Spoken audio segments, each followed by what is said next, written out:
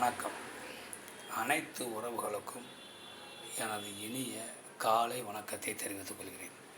உங்களிடத்தில் ஒரு சிறிய முக்கியமான ஜோதிட குறிப்பை பகிர்ந்து கொள்ள வருகிறேன்.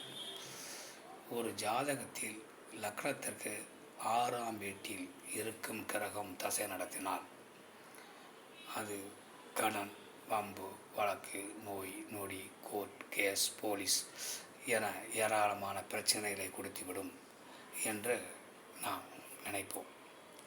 அதெல்லாம் தவறானது.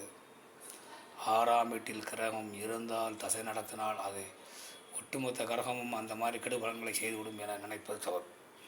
உதாரணத்திற்கு சூரிய பகவான் 6ஆம் வீட்டில் இருக்கிறார் என்று வைத்துக் கொள்ளுங்கள்.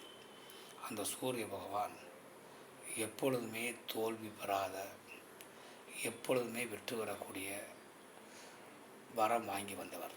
அவர் 6ஆம் வீட்டில் இருக்க அவரோடு பிரம்மாண்டக்காரகன், எதையுமே பெரிதுபடுத்தி கொடுக்கக்கூடியவர், பிரம்மாண்டக்காரகன், பேராசைக்காரகன், பேராசையை தூண்டக்கூடியவன் ராகு பகவான் 8 டிகிரி விலகி இருந்தால் போதும். சூரிய பகவான் எந்த டிகிரியில் இருக்கிறாரோ அவருக்கு 8 டிகிரி தாண்டி இருந்தால் போதும். இந்த நிலையில் அவர்கள் தசா நடத்தினால் அந்த ஜாதகர் பெரும் செல்வந்தராக மாறிவிடுவார்.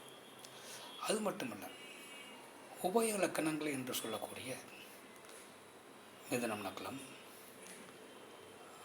கன்னி லக்கணம், தனுசு லக்கணம், மீனம் லக்கணம், இவர்களுக்கு அந்த 1, 5, 9 திரிகோணாதிபதிகள் 6, 8, 12 இருந்தால் ராஜயோகத்தை செய்வார்கள்.